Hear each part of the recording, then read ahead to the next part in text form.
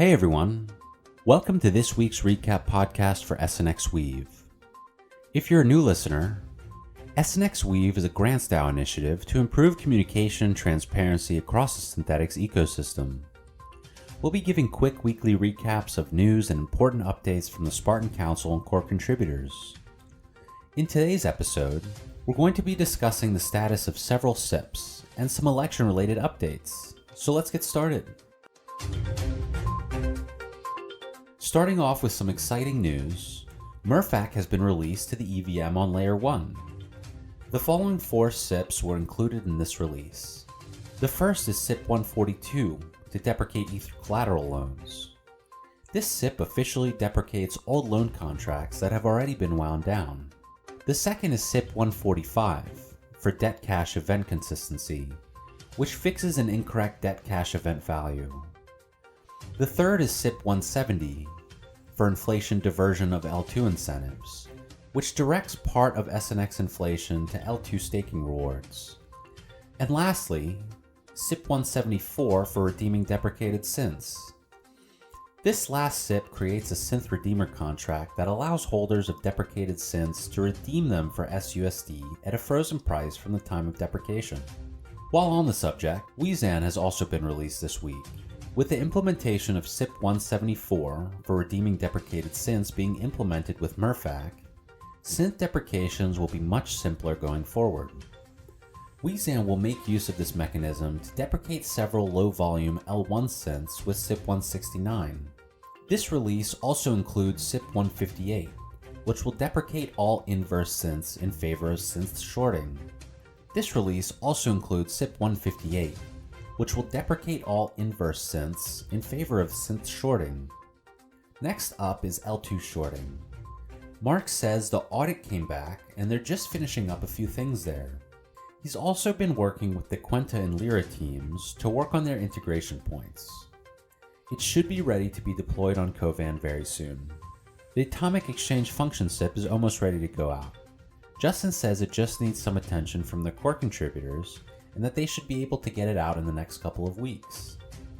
There are also 4 SIPs that were presented this week. First, SIP 181 presented by Afif proposes simulated liquidity for synthetics exchanges. This SIP proposes the implementation of a synthetics pricing curve with parametric liquidity constants to increase the cost of very large trades through synthetics while still giving synthetics users the best price execution. Next, SIP 182 for a wrapper factory was presented by Mark and Daniel. This SIP will allow new wrapper contracts to be deployed that can support virtually any ERC20 token.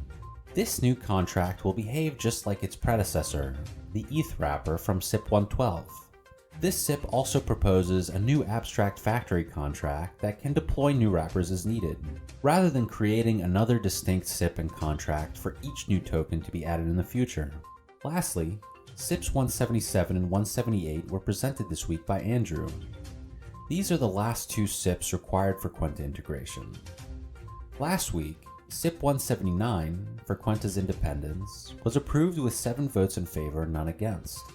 Now, SIPs 177 and 178 will formalize the Quenta Treasury DAO and the Quenta Interim Council respectively. SCCP 138, to further reduce the L2 target C ratio to 600%, was also voted on and approved this week with 8 council members voting in favor. This will help bring much needed SUSD liquidity to Optimism. Lastly, for SIP updates, Jackson has been continuing with internal testing for synthetic futures and has a testnet going.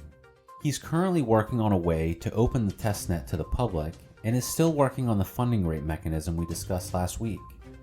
As of now, he says the plan is maybe to have the Quenta team pick up the futures dApp to help make improvements so that the testnet can be open for public trading.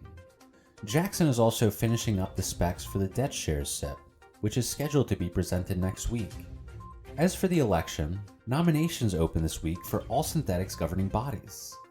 Be sure to get your nomination in by the end of the day UTC time September 21st by tagging Andy in the corresponding channel. In case you missed it, new to the election process this epic is the Treasury Council.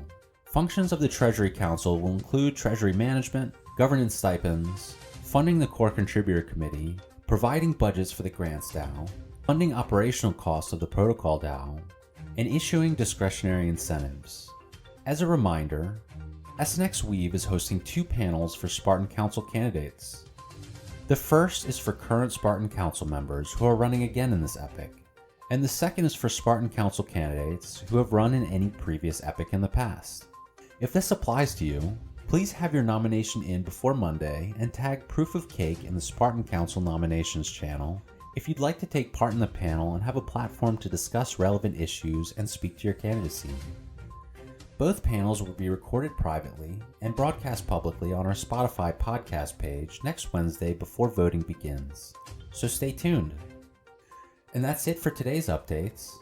Be sure to check out our weekly blog post, share this podcast link, and let us know what you think and what you'd like to hear more about from SNXweave. Thanks for listening.